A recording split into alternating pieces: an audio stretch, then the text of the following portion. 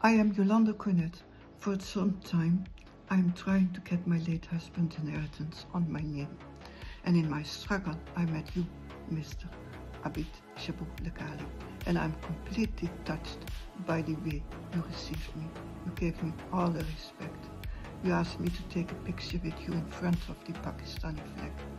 That made me happy and is etched in my memory. This is unprecedented. You gave me complete confidence that everything will be fine, no matter what happens. I would receive my PUC card and my inheritance would be in my name. You stood by me till today.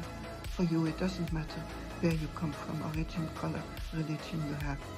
Everyone should be treated equally and with respect. I thank you very much for that, and I wish you the very, very best with your new assignment as AC Saira Sokota. And thank you very much, and that your life will go very well. Thank you so much. Bye.